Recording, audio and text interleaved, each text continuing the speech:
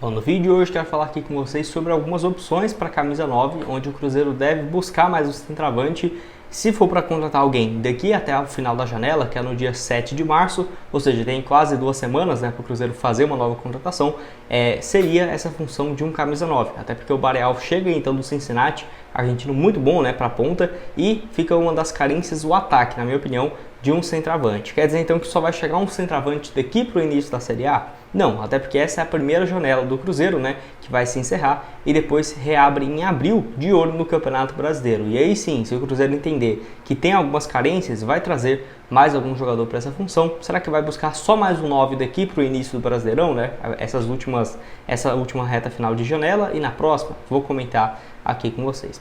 Só antes de começarmos, aproveite aqui para deixar seu like, também se inscrever no nosso canal. Me chamo Gustavo, esse aqui é o canal Cruzeiro News. Conto aí com a ajuda de vocês para chegarmos a essa próxima meta aqui no YouTube de 43 mil inscritos. Então, se você puder deixar seu like, se inscrever, com certeza nos ajuda bastante a chegar aqui a esse objetivo.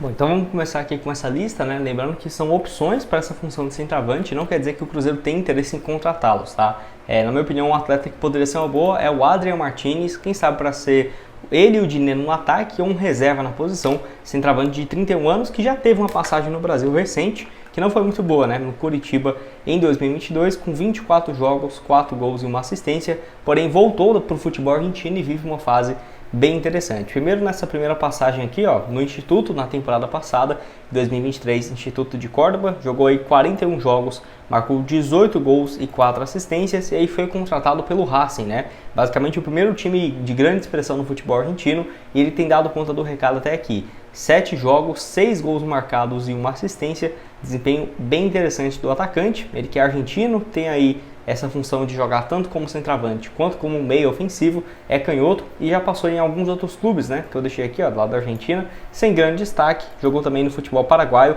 onde vinha bem em 2018, Sol de América, e no Libertad, onde jogou aqui um pouco mais de 78 jogos, marcou 23 gols e 7 assistências. Não estava numa boa fase antes de chegar no Curitiba. Dá para ver que ele 2021 mesmo foi bem ruim, um gol em total 22 partidas, e chegou no Curitiba então naquela reta final de Série A, 24 jogos e 4 gols, antes de conseguir dessa volta por cima lá no futebol argentino. Ficarei de olho sim na contratação dele, é um jogador que, pelo que eu vi aqui, tem contrato daqui para o final dessa temporada com o Racing, certamente exigiria uma compensação financeira e deve ter algumas metas, caso o Racing queira renová-lo, porque é um jogador que vinha de uma boa fase e não acho que assinaria só com um ano, deve ter algumas cláusulas de opção de renovação, mas eu ficaria de olho. É um atleta que vem se destacando, teve essa passagem aqui no Brasil sem muito sucesso, mas vive uma fase bem interessante. Outra aqui, a opção do futebol brasileiro seria em relação ao Carlinhos, camisa 9 aí do Nova Iguaçu, jogador então que já foi especulado no Vasco, no Botafogo também,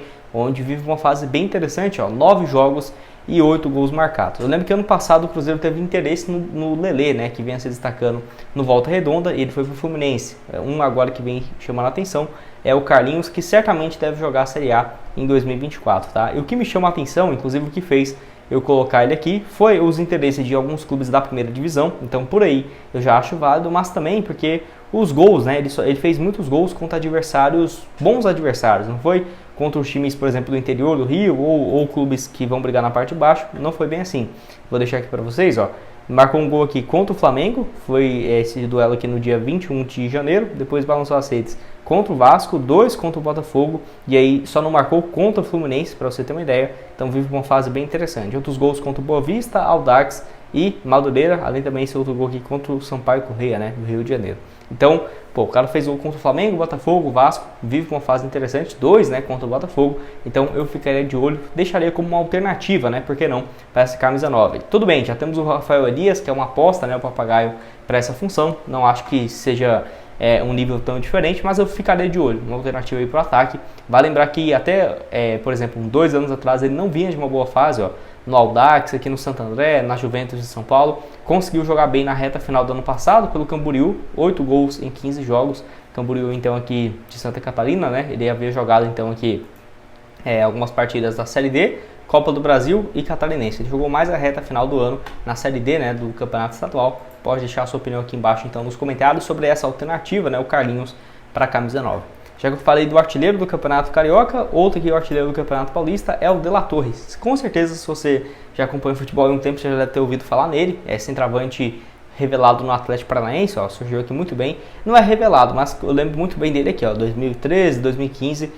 Desempenho bem razoável aqui dele, né, e tudo mais. Só que a fase atual é bem interessante. 7 gols em 9 jogos até aqui, é o artilheiro do Campeonato Paulista. É aquela coisa, né? Ele marcou alguns gols aqui contra alguns adversários da parte de baixo, ó. Por exemplo, Botafogo de São Paulo, Santo André, marcou aqui contra o Santos. E os outros gols dele, ó, foram 5, faltam mais 2. Deixa eu ver aqui no gol.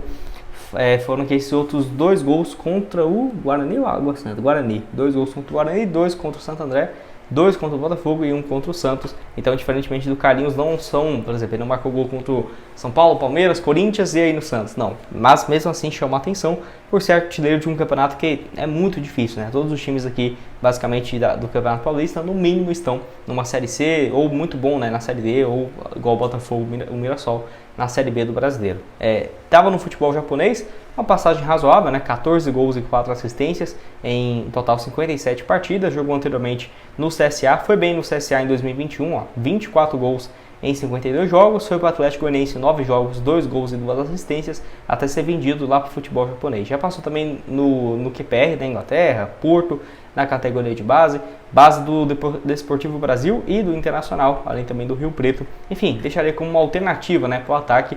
Não seria de encher os olhos, não, mas assim, é um jogador que vem se destacando, né? Se fosse um argentino, todo mundo daria mais valor, então eu sempre tomo cuidado, né, para não fazer essas comparações. E aí, pô, se é um cara brasileiro, artilheiro no Mirassol, não funciona, mas se fosse um Adrian Martínez artilheiro, né, do Mirassol argentino, todo mundo vai ficar de olho. Então eu tento sempre fazer essa diferença.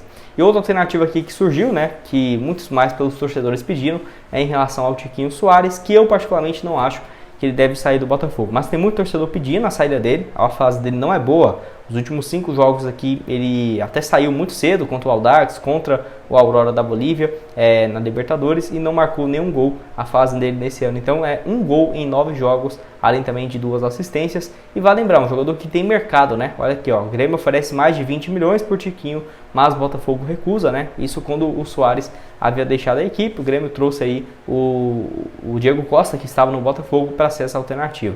Ano passado, números sensacionais, 54 jogos e 29 gols, além de 7 assistências, mas vale lembrar, ele parou mesmo de marcar gols em setembro, né? Agosto, final de agosto, acho que ele já tinha 24, 25 gols.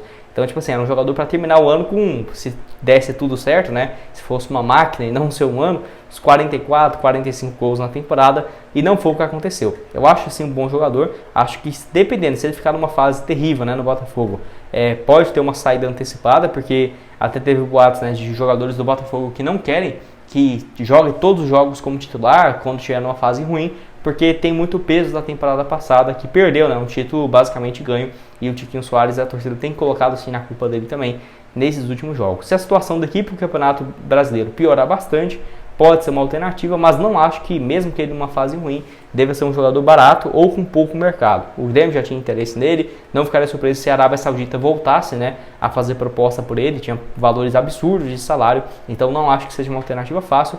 Mesmo com essa fase ruim no Botafogo, o cara foi muito bem no ano passado e tem muito mercado, né, 33 anos de idade, não acho que seja a alternativa mais viável para o Cruzeiro, não, mas vamos esperar, né. Trouxe alguns jogadores que eu jamais esperava ver aqui no Cruzeiro, pelo menos em valor de mercado. Pode deixar sua opinião aqui embaixo. Vou deixar outras sugestões de conteúdos aparecendo aqui na tela final. Esse aqui é onde eu falo sobre o Mastriani e o Emmanuel Martínez, por que eles não vieram para o Cruzeiro. O Cruzeiro fez boas ofertas financeiras para o América e acabou sendo recusado. Vai lá dar uma olhada, vídeo bem interessante que eu trouxe aqui para vocês. E nos vemos então aí numa próxima. Valeu, galera!